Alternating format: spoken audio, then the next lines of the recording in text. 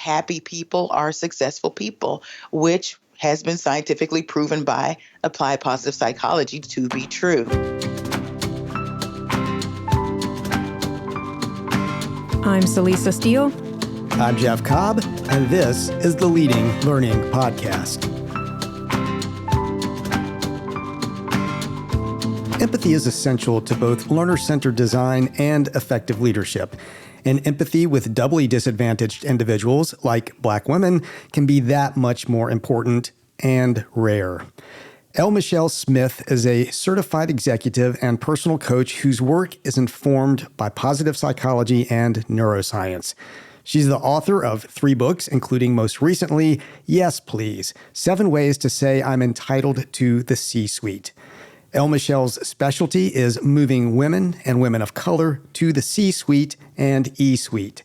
She focuses on both professional and personal success, working with women so they can lead organizations they love while also living the lives they want.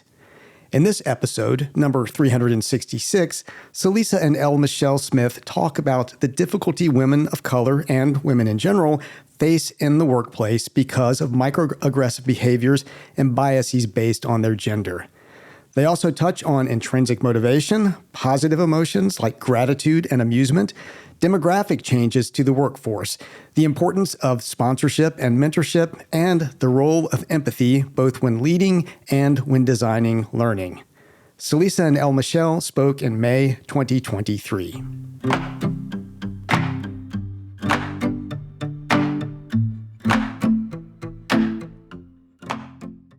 So you are a coach, and you also offer online courses, and I would say that most of our listeners offer courses, whether those are online or offline. And I would say that some listeners, but probably fewer, offer coaching, that is part of what they put out there as their products and services. So I'd just be curious to know how you think about, how you define coaching and what you see as the role of coaching in learning more broadly. Okay. Coaching isn't necessarily teaching, especially when you're talking about credentialed coaching where folks were trained as professionals and they report in, if you will, loosely to an authority like the International Coaching Federation, which has ethics and standards in place and core capabilities. We as coaches that are professionals are there to explore and accelerate and clarify the goals that you may have for yourself. And then there's also a level of accountability that's there. We do not spend a lot of time telling you what to do. In fact, we don't spend any time doing that. The other part of my business as a consultant and a facilitator and a speaker takes on that part of the learning. But we do a lot of questioning. And sometimes people are surprised to get into a session with a coach and she's not giving advice. And I think that's one of the misnomers between coach and mentor that's different. And even a consultant, you'll see people out there calling themselves strategists. And that's a lot of the time because they're giving advice. Now, what we know to be true as coaches, especially those of us trained in a degree of positive psychology, is that if the answers come from you, you are more than likely intrinsically motivated to get these things done. And in what we know to be true about intrinsic motivation is that because it comes from inside of you and because it comes from you, it will be more sustainable when it comes to action and actually getting it done.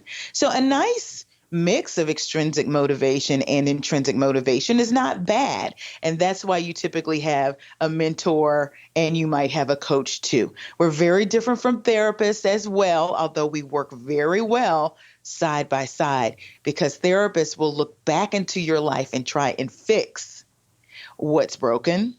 We spend more time as coaches looking forward. And if we look back, it's with the idea of propelling you forward, not to fix you.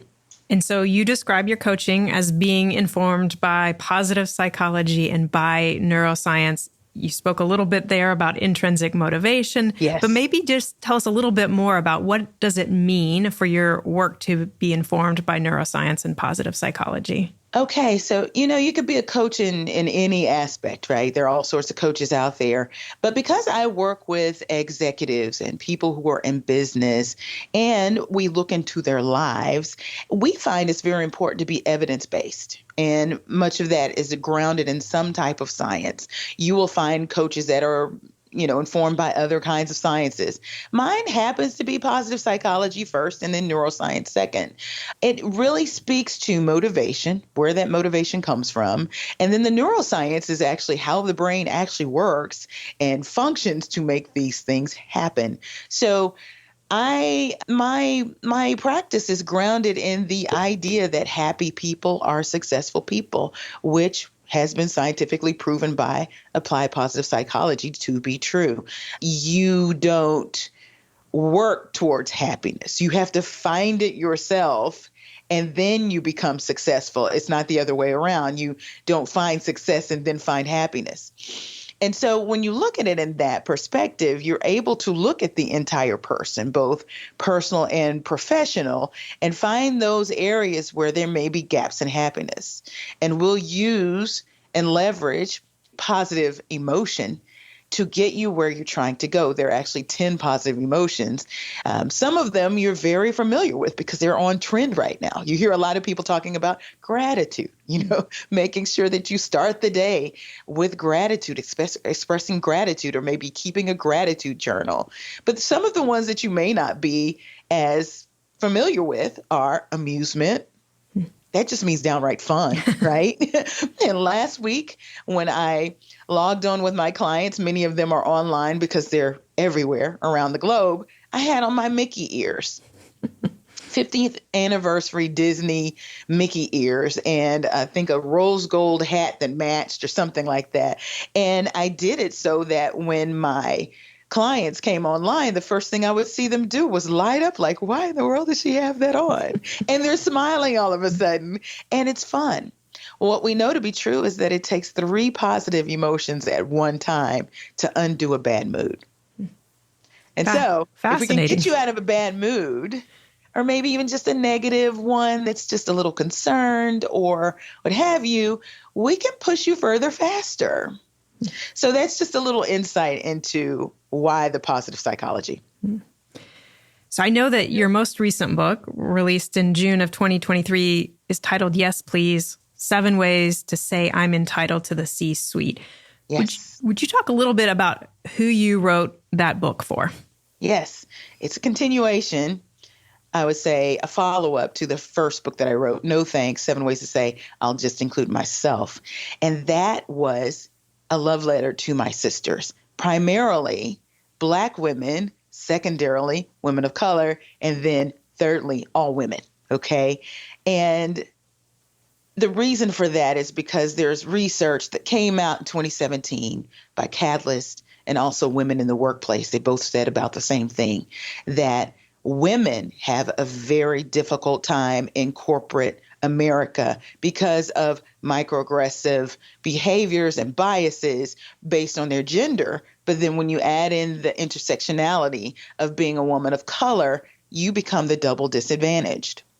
And so when they've recognized that these organizations center white maleness, that automatically others people who are not white and who are not male. Okay. So if you are a Black woman, you get this disadvantage doubly, and even more so than some of your counterparts that may be brown.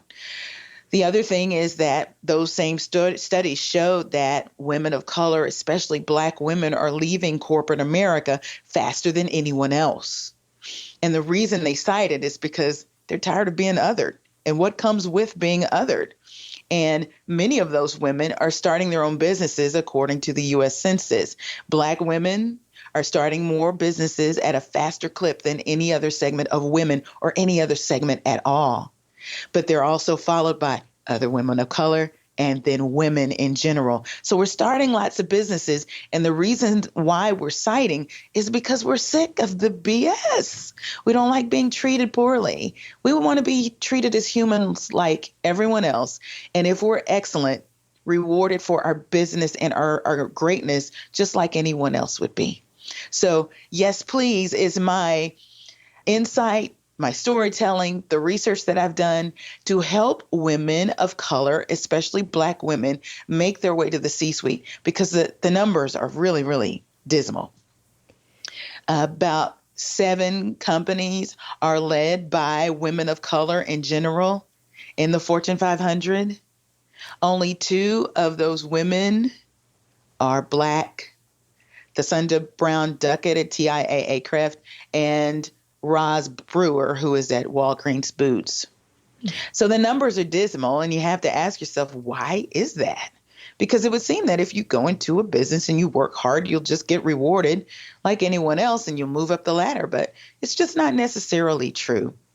What I have done is take the positive psychology basis and the neuroscience basis and presented some leadership concepts that may not be new to the majority of people out there.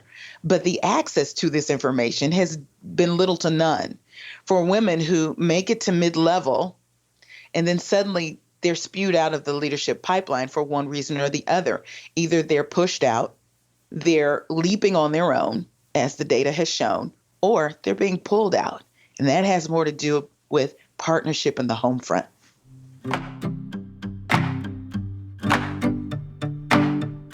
As someone who listens to the Leading Learning podcast, you should know about the Leading Learning newsletter, which you can subscribe to at leadinglearning.com/inbox. The newsletter is inbox intelligence for learning businesses and helps you understand the latest technology, marketing, and learning trends and grow your learning business. Best of all, it's a free resource. As a subscriber, you'll get Leading Links, our monthly curated collection of resources to help you grow the reach, revenue, and impact of your learning business. The Podcast Digest, a monthly summary of podcast episodes released during the previous month, plus periodic announcements highlighting Leading Learning webinars and other educational opportunities designed to benefit learning business professionals. Subscribe for free at leadinglearning.com/inbox. And if you're already subscribed, point a colleague to leadinglearning.com/inbox.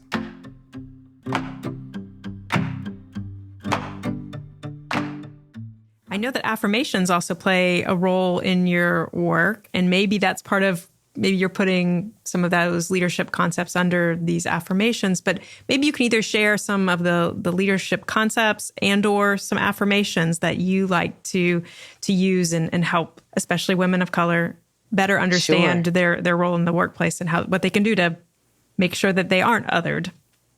Right. Okay, so one of the affirmations, and let me back up for a second. The reason for the affirmations, again, positive psychology, okay? If we understand from the survey that I've done of 100 high-performing professional Black women in corporate America, that 90% of them say they are not happy in corporate America, there's a problem. Yeah. Because what we know to be true, what I just said about positive psychology, happy people are successful people. So we've got to get our Black women and other women of color and women in general happy. And we have to understand why they're unhappy. So the book really peels apart some of those issues. And it's based in the research that we've seen before. Again, a continuation. One of the things that is cited in the Women in the Workplace and Catalyst research from 2017, and again in 2019, and again in 2020, that sponsorship is hard to come by. It's hard for women to find these sponsors, Black or otherwise. But if you're Black, it's really hard. So one of the affirmations that's in the book is, I am entitled to a good sponsor that works on my behalf. And it may seem very simple, but the fact that it's hard to find one, once you find one, you need them to actually do what sponsors do. And what we're finding is that's not always the case. And there are a myriad of reasons why that could be. But one reason is because it's a game of numbers. We've been taught, especially women of color, if you can't be it, if you can't see it, you can't be it. So we look for people that look like us. Well, there's a numbers problem. If you're not finding Black women at the top of these organizations, how then can you find a Black woman sponsor? So the few that are there, the 1 or 2 that are there, depending on what company where you are, they're in high demand when it comes to sponsorship. And people also forget that once you get to the C-suite, the problems don't go away. In fact, they're amplified because you are the only one in the room in a male-dominated, white male-dominated situation. And whether anyone is saying something negative or not, you can feel it in your pores when you walk in. So we navigate some culturally nuanced leadership advice, not just to get a sponsor, not just to diversify your board so that you have all sorts of people that don't look like you, don't think like you, don't have the same role as you, maybe in a different industry, maybe even in a different company. But we also go as far as to say, based on the research, the survey that I did, where we even asked in that survey, who has been the most helpful and who has been the most hindrance to you on your leadership journey? Based on what those women have said, and also based on what I'm hearing as a coach from women that are just like them, most of them say, 43% of them said, that white men have had a big impact and have been the most helpful outside of other Black women. So there we go, flying in the face of you can't be it unless you see it. This guy doesn't look like you. But we're finding that these successful women that make it to the C-suite will identify sponsors and mentors that are white and male. But here's the trick. Remember, there are two questions. There are two lists. Who's been the most helpful? Who's been the most harmful? Everybody is on both lists. So the question becomes, who do you trust? Who do you trust? Because from my experience, white men have been very helpful and instrumental in my career. That's not to say that Black women have not been. The few that were there have been. But these guys have been. But I've been in organizations where I walked in and Chad was working to the end of his days to make sure I was shut down. So how do you go into an organization in a new role and know who's who? It actually takes time. It takes time, and it takes a degree of savviness. At the same time, it could be a source of disillusion. So while you're going through all of these steps to try and figure out who you can trust and who can be a great sponsor or who can be a great mentor, we have to reinforce the positive emotion. And through the storytelling of the other women of power that are in this book, you see them seeking out other women, peers, mentors, people who can pour back into them their value and happiness. One of the women that speaks is the chief experience officer at the Utah Jazz. And she said that one way that she maintains her happiness is to look outwardly and to celebrate other women. So when she sees someone doing well, she makes sure that she goes out of her way to celebrate them. And guess what the byproduct is? She feels good too, right? I had another chief nursing officer in the medical and healthcare industry who had moved to 10 different cities in order to move up to where she is today. Senior vice president, chief nursing officer, one of the biggest hospital systems in the United States of America. That can get lonely. Not just because she's the only one in the room, but she's moving every so many years and she doesn't have that community. When I asked her, where did she get her happiness in times where it's really tough and she's the only, because the villain in the book is isolation, she says she turns to her family because they know who she is. Her husband pours it right back into her. The happiness and the joy she feels at the accomplishment of her sons, one of which had just finished college, and moving him into his first apartment. She gets joy from that. So they find different ways to reinforce their positive emotion so that they can go back into the war zone and do the battle. So that's one affirmation, this idea that I deserve sponsorship. I deserve not just any sponsorship either, but a sponsor who's truly going to go to bat for me and fulfill what it means to be a sponsor.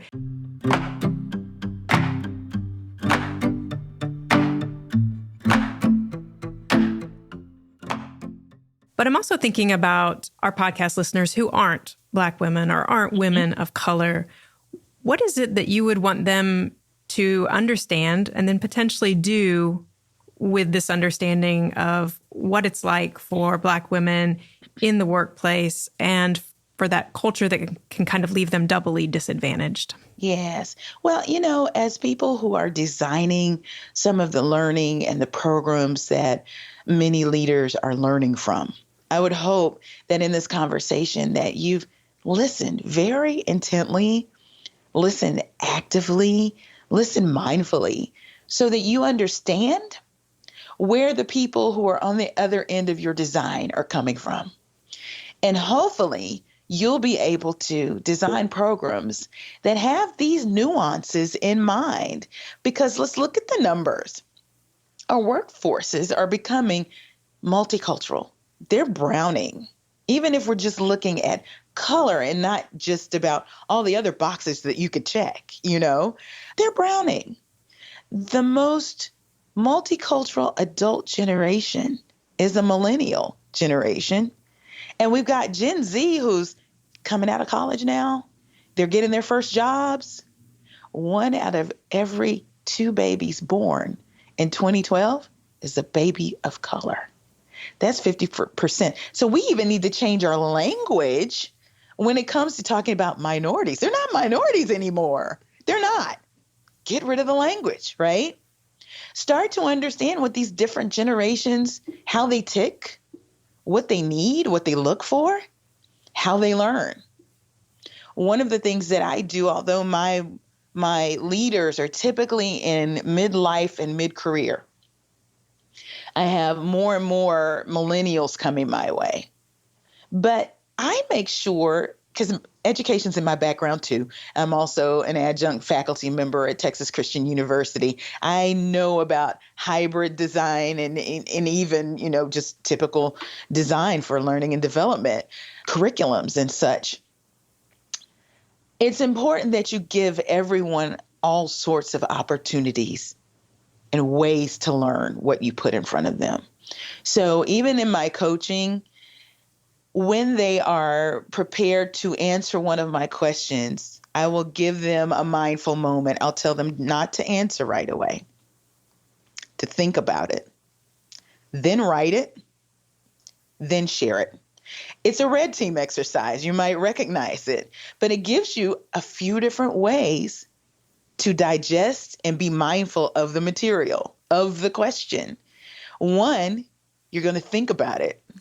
2, you're going to write it. So that's kinesthetic, right? Then you end up saying it. You might even repeat it. I'll usually reflect back to you. That's the other thing a coach is. I'm a mirror. So I'm going to reflect back to you what I just heard. So you're going to hear it. So one of my biggest pieces of advice is to give people ultimately several ways to take in the information, because everybody's different. And you don't know which 2 of those learning methods is going to hit home for someone. But it also gives everybody the chance to learn it all.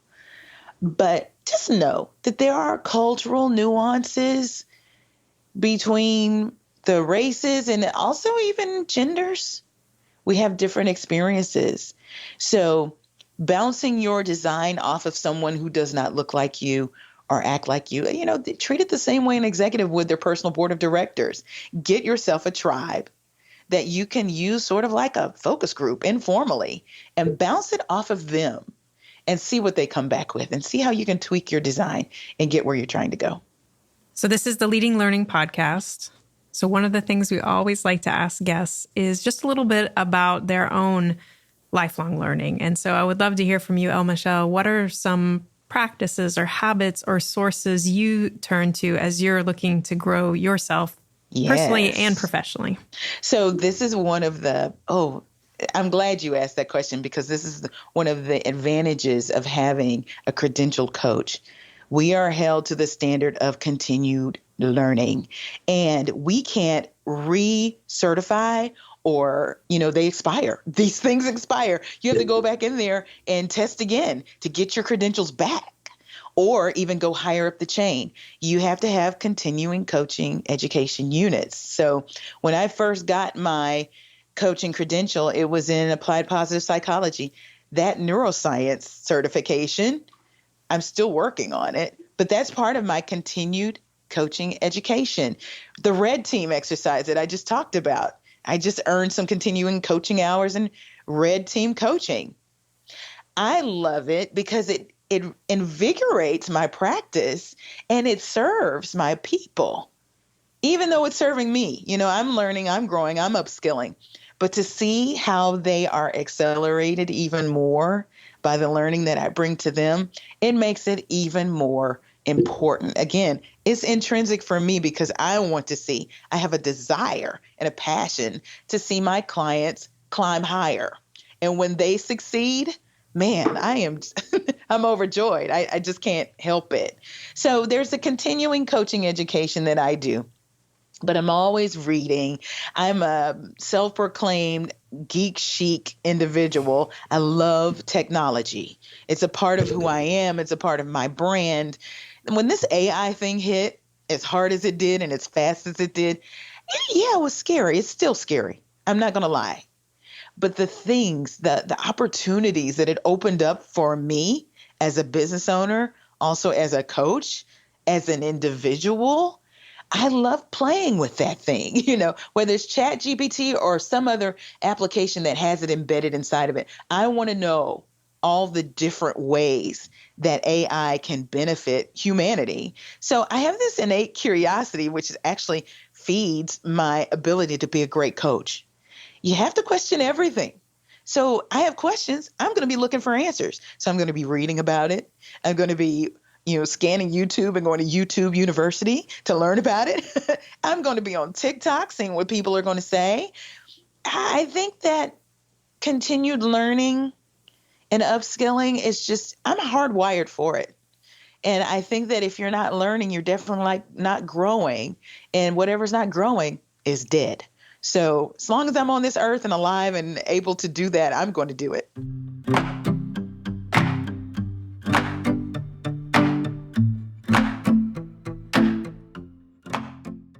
Have you engaged in experiences where you either really saw, wow, they're really working hard to make sure that everyone's engaged, including women of color, or perhaps on the other end, where you've come up against educational offerings where you felt like, wow, they really did not design this for me? I mean, is there do you have any examples or ideas for how people can consume sort of responsibly in a way, make sure that what they're taking in as they pursue their own learning is going to benefit them?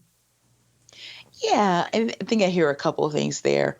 One of the things that I saw after the George Floyd situation, which, if you recall, was a massive rebuke on anti-Blackness. It was something we'd never seen before. In fact, since the civil rights movement, and definitely not at that scale. People were hitting the streets in Italy, of all places, and everywhere to say something about this. And then we saw corporations pipe up and they took a stance. And whether it was a black square on Instagram or it was funds that they were donating to a community group or some effort to encourage and lift up the Black community, we also saw companies that were trying to pour into leaders more and fill the pipeline. That was one of the things that we saw.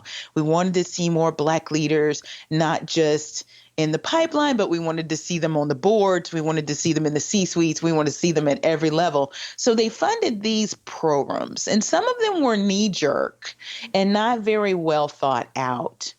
And what I heard from the leaders, and I told you just the other day when we were chatting about the show, I position myself like Nike. Nike is for the athlete, not necessarily for the sports industry. They're for the athlete. I'm here for the leader. So I don't spend a lot of time telling organizations how to be more diverse, equitable, or inclusive.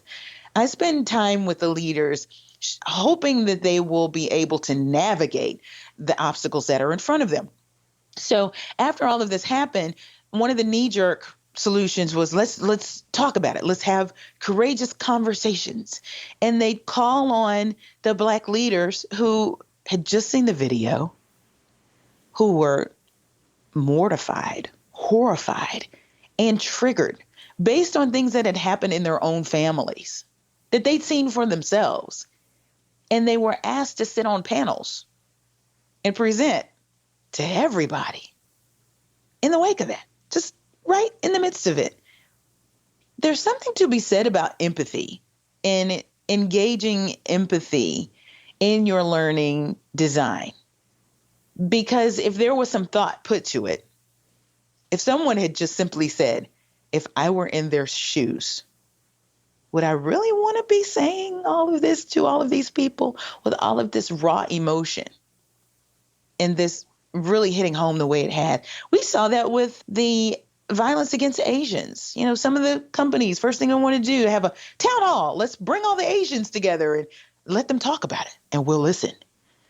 Is that the most empathetic or even effective way to have a courageous conversation? I would venture to say no, because what ends up happening when I have my emergency coaching circles and have the parents, let's just say, who just saw the news of Uvalde come across their news feeds, or they saw it on television because they were still at home working with no place to emote. Nobody at work said anything about, you know what? If you need to go home, go home. No one said that. They're just there to grin and bear it. But I gather them so that they can emote.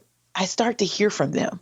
You know, we have these diversity, equity, inclusion programs, but something's missing because there's no thought to what we're actually going through every day and what the news cycle is bringing down the pike. And when you talk about parents, you're talking about every corner of society. They look like everybody, but they were all hurting the same way. So I would say that as you're building your programs, to keep in mind what's going on in the outer world, what's the cultural context, what's going on inside of people as a result of what's going on in the cultural context, and how you can show up for them in those situations and what would benefit those folks first.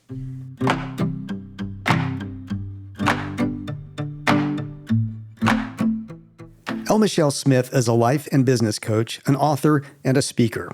In the show notes for this episode, leadinglearning.com/episode 366, you'll find a link to L. Michelle's website where you can learn more about her work and books. Jeff and I would be grateful if you would rate the Leading Learning podcast on Apple Podcasts or wherever you listen, especially if you find the show valuable, because ratings help us show up when people search for content on leading a learning business. And please spread the word about Leading Learning, whether in a one-on-one conversation with a colleague or a personal note or on social media. In the show notes at leadinglearning.com/episode 366, you'll find links to connect with us on Twitter, LinkedIn, and Facebook. Thanks for listening, and see you next time on the Leading Learning podcast.